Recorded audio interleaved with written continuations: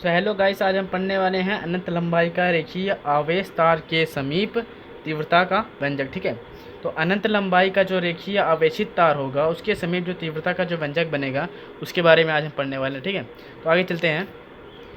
तो ये हमारे पास एक अनंत लंबाई का एक तार ले लिया है हमने। क्या ये एक अनंत लंबाई का एक तार ले लिया है जिसके यहाँ पर कुछ आवेश उपस्थित होते हैं। अनंत लंबाई का तार है यानी बहुत इसकी जो लंबाई होगी वो अनंत होगी। तो इसको हमने एक क्या है एक माना है हमने एक माना है कि एक काल्पनिक पृष्ठ मान लिया है। हमने एक काल्पनिक पृष्ठ जो है बेलन माना गया है कि इस जो जितने पर आवेश हैं इस तार पर उसको हमने ढक लिया है। इससे एक हमारे काल्पनिक बंद पृष्ठ से इसको हमने एक ढक लिया है। ठीक है, तो हमने बेलन बनाकर इसको ढक लिया है। तो इसको देखते हैं। तो इसमें देखिए बेलन में क्या है, एक प्लेन पॉइंट है, ये एक प्लेन भाग है इसका, और ये एक प्लेन भाग है, और ये जो इसका ये घुमाव होता है ये क्या है, एक क्या है कर्व भाग है। ठीक है, कैसे देखते हैं, जैसे मान लीजिए हमारी पेन है। ठीक है, तो इसके इस तरफ जो है एक प्लेन भाग रहेगा, इस तरफ एक प्लेन भाग रहेगा, और ये जो हमारा है ये पूरा हमारा कर्व है। ठीक है, इसी प्रकार से ये इसमें भी दिया गया है, इसी प्रकार से इसमें भी दिया है, ये है कर्व है और ये प्लेन है और ये। ठीक है, तो इसके बाद इसमें जो ये आवेश हैं, ठीक है, इसको हम देखते हैं। तो इनके बीच जो एरिया होता है और जो तीव्रता होती है उस पर डिपेंड करता है, उसको देखते हैं वो कहाँ कहाँ किसकी किसकी रहेगी। ठीक है, आगे चलते हैं, देखते हैं कि इसका जो एरिया वेक्टर बनेगा वो एरिया वेक्टर ऊपर की ओर बनेगा। ठीक है, क्योंकि इसकी लंबाई क्या है, अनंत है, और इसकी जो तीव्रता बनेगी वो इस तरफ बनेगी। ठीक है, प्लेन की जो तीव्रता बनेगी वो इस तरफ बनेगी, क्योंकि यह पृष्ठ ऐसे रखा हुआ है। ठीक है, ये ऐसे रखा हुआ है तो इसकी जो तीव्रता होती है इस तरफ होती है। ठीक है, और इसमें जो इसकी जो तीव्रता बनेगी इसकी तीव्रता भी इस तरफ बनेगी, और इसका जो एरिया वेक्टर बनेगा वो भी इस तरफ बनेगा। और इस प्लेन की अगर बात करें तो इस प्लेन में जो है इसका एरिया वेक्टर नीचे की ओर बनेगा, और इसका जो तीव्रता होगी तीव्रता वो इस तरफ बनेगी। ठीक है, तीव्रता इस तरफ बनेगी। तो दोनों जब ये इस तरफ बन रहे हैं और ये यहाँ से यहाँ तक के बीच की जो लंबाई है वो L है, और ये क्या है, यहाँ से यहाँ तक की दूरी R है, त्रिज्या हमने मान ली है। ठीक है, ये हमने इतना क्लियर कर लिया। डायग्राम अगर आप क्लियर कर लेते हैं तो आपको बहुत ही अच्छे से इसका जो है डेरिवेशन आ जाएगा। ठीक है, और ये कोई भी हमने एक पृष्ठ माना है काल्पनिक पृष्ठ, जिसे क्या कहते हैं, अगर यह इस आवेशित तार को अगर ढक ले रहा है जहाँ तक आवेश है तो यह गॉसियन पृष्ठ कहा जाएगा। क्या कहा जाएगा, गॉसियन पृष्ठ कहा जाएगा, यानी आवेश के चारों ओर आवेश को चारों तरफ से ढक देने वाला जो पृष्ठ होता है वो गॉसियन पृष्ठ कहलाता है। ठीक है, तो डेरिवेशन को चलते हैं। हमें निकालना क्या है, बंद पृष्ठ से निर्गत फ्लक्स निकालना है। ठीक है, हमें बंद पृष्ठ से निर्गत फ्लक्स निकालना है।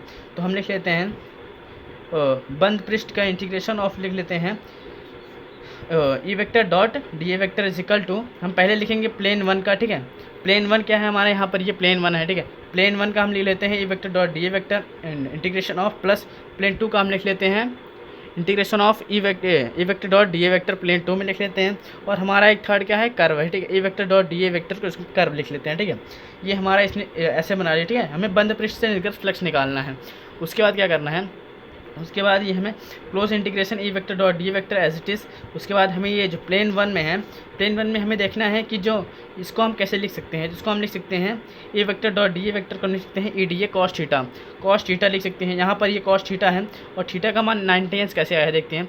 ये हमारा क्या था, प्लेन वन था। प्लेन वन अगर हम देखें, प्लेन वन में जो एंगल बन रहा है वो यहाँ पर 90 का बन रहा है। ठीक है, प्लेन वन में जो एंगल बन रहा है वो 90 बन रहा है, इसलिए यहाँ पर A D A cos theta. यहाँ पर जैसे देखिए ई vector dot D A vector को हम क्या लिख सकते हैं, E D A cos theta के यहाँ पर स्थान पर क्या लिखेंगे, प्लेन वन में 90 लिखेंगे। ठीक है, 90 लिखेंगे। उसी प्रकार से ई डी ए देखिए यहाँ पर E vector dot D A vector plane two में है, इसको हम लिख सकते हैं ई डी ए कॉस 90 और E D A cos 90 constant लिख सकते हैं। इसमें भी देखते हैं कॉस 90, ये भी कॉस 90 बन रहा है। ठीक है, प्लेन टू में। ठीक है, उसके बाद देखते हैं ई डी ए कॉस 0 कैसे आया। देखिए इसको हम E D A cos theta लिख सकते हैं, और कॉस थीटा का मान 0 कैसे आया, क्योंकि ये कर्व की बात कर रहा है। कहाँ से, ये कर्व की बात कर रहा है। तो अगर कर्व की बात करेंगे तो कर्व में जो एरिया वेक्टर है वो भी इसी तरफ है, और जो तीव्रता है वो भी दोनों इस तरफ है। तो इसका जो बन जाएगा ये 0 बन जाएगा। ठीक है, यहाँ पर ये 0 होता है। तो यहाँ पर हमने क्या ले लिया है, ई vector dot E D A cos 0 ले लिया है। ठीक है, अब इसके मान रखते हैं, उसके बाद देखते हैं क्या आता है। तो इसको एज इट इज़ लिख देते हैं। उसके बाद ई डी ए कॉस 90 अंश का मान 0 होता है, 0 होने के कारण ये पूरा 0 हो जाएगा, ठीक है, ये 0 हो गया। फिर कॉस 90 अंश का मान 0 होता है, इसका 0 होने के कारण यहाँ पर 0 आ जाएगा। और देखिए EDA कॉस 0 का मान जो होता है वो 1 होता है, ठीक है। तो 1 से मल्टीप्लाई करेंगे तो ये बच जाएगा, ठीक है। ये डी का मतलब होता है डेल माने बहुत ही छोटी वैल्यू होती है, इसको हम ई लिख सकते हैं, ठीक है, प्लस ये लिख सकते हैं। तो हमारा इतना बराबर इतना आ गया, ठीक है। अब आगे चलते हैं, देखते हैं कि हमारा जो गॉस का जो प्रमेय था उसमें बताया गया था कि हम इसको नहीं पता रहेगा फिर भी हम क्यू बाई एप्सिलॉन नॉट से निकाल सकते हैं। तो इसका मान होता है क्यू बाई एप्सिलॉन नॉट, इसके जगह पर हम इसको रख सकते हैं, ठीक है, इसके जगह पर हम इसको रख सकते हैं। तो इसके बराबर हमारा क्यू बाई एप्सिलॉन नॉट की इक्वल टू क्या आ जाता है, ये आ जाता है, ठीक है।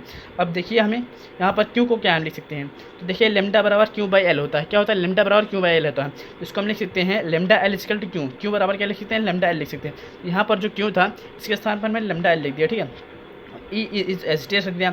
यहाँ पर ए का मान 2πRL कैसे आ गई, क्योंकि जो एरिया है किसका, बेलन का क्षेत्रफल, ए क्या होता है, क्षेत्रफल होता है, ठीक है। तो ये हमारा बेलन था, इसमें हमने बेलन से ढका था, तो एरिया है बेलन का जो क्षेत्रफल का फॉर्मूला रख देंगे, ठीक है। यहाँ पर हमने बेलन का फॉर्मूले का रख दिया है, तो 2πRL होता है बेलन का फॉर्मूला, ठीक है। उसके बाद यहाँ पर ये ऐसे हो जाएगा, एस टी क्यू की जगह पर हम lambda L upon epsilon naught into E into 2πRL ये हो सकता है, ठीक है। उसके बाद क्या हो जाएगा, अगर हम इसको ई को अलग करें तो ई इज इक्वल टू आ जाता है 1/2π एप्सिलॉन नॉट, ठीक है। यहाँ पर है ये 2π एप्सिलॉन नॉट इस तरफ चला जाता है, तो यहाँ पर 2π एप्सिलॉन नॉट हो जाता है, ठीक है। और जो है लेमडा और एल है, ठीक है, लेमडा एल है तो लेमडा यहाँ आ जाता है और आर यहाँ आता है, ये एल से एल जो है यहाँ पर कैंसिल हो जाता है, ठीक है। तो यहाँ बचता है 2πr इंटू एप्सिलॉन नॉट बचता है 2πr, आर को यहाँ लिख दिया है, लेमडा को यहाँ एप्सिलॉन नॉट यहाँ हो गया, ठीक है। तो ये इतना बन जाता है, ठीक है। इसको फॉर्मूला कैसे बनता है, देखिए फॉर्मूला हमको लगभग पता है कि हमने फार्मूला पढ़ा है, E is equal to 1/4π epsilon naught पढ़ा है। तो लगभग हमें ये फार्मूला थोड़ा मुश्किल लग रहा है, थोड़ा बहुत डिफरेंट है, ठीक है, थोड़ा बहुत डिफरेंट है, थोड़ा बहुत अलग है, ठीक है। इसको हम थोड़ा आसान बनाने के लिए 2 से ऊपर नीचे गुणा कर दे रहे हैं, ठीक है। 2 से अगर ऊपर नीचे गुणा कर देंगे तो आपको ये फॉर्मूला याद करने के लिए बहुत ज़्यादा आसानी पड़ेगी, ठीक है, क्योंकि आपने लगभग फॉर्मूले जो है 1/4π एप्सिलॉन नॉट के तरीके से जो है याद किया है, ठीक है। तो इसका फॉर्मूला हम ऐसे लिख सकते हैं, A is equal to 1/4π epsilon naught into 2 lambda by R, ठीक है। तो मेन इंपॉर्टेंट फार्मूला जो होता है, ठीक है, ये आ जाता है, ठीक है, इंपॉर्टेंट आ जाता है। और अगर इसकी हम ग्राफ की बात करें तो ग्राफ देखिए, इसके फॉर्मूले से अगर हम ग्राफ की बात करें तो जो ई होता है, क्या जो ई होता है वो आर, देखिए ई जो है वो आर के व्युत्क्रमानुपाती है, ठीक है। और क्या है, ये देखिए पहला ग्राफ हमारा ई जो है आर के व्युत्क्रमानुपाती, इसलिए ये ग्राफ ऐसे चलेगा, यानी तीव्रता बढ़ेगी तो ये भी बढ़ेगा, ये घटेगा, ठीक है। उसके बाद सेकंड ग्राफ में क्या है, ई 1/r है, ठीक है, 1/r, इसका मतलब है कि ये जो इसके व्युत्क्रमानुपाती होता है यानी कांस्टेंट चलेगा, ये दोनों जो है कांस्टेंट रहेंगे, ठीक है, दोनों क्या रहेंगे, कांस्टेंट रहेंगे, 1/r है, ठीक है, दोनों कांस्टेंट रहेंगे। इसके 2 ग्राफ बनेंगे, एक ई और आर का ग्राफ बनेगा, एक इस तरह बनेगा, और सेकंड ग्राफ क्या बनेगा, ई और 1/r का ग्राफ बनेगा, ठीक है। ये जहाँ पर ये कांस्टेंट देखा जाएगी, ठीक है। तो ये डेरिवेशन था, अगर आपको डेरिवेशन समझ में आया हो तो लाइक कीजिएगा, शेयर कीजिएगा, कमेंट कीजिएगा, ठीक है। तो ये हमारा क्या डेरिवेशन था, अनंत लंबाई का रेखीय आवेश के तार के समीप तीव्रता का व्यंजक। सो थैंक यू दोस्तों, अगर आपको वीडियो अच्छी लगी हो, पसंद आई हो तो लाइक शेयर कमेंट जरूर कीजिएगा, धन्यवाद।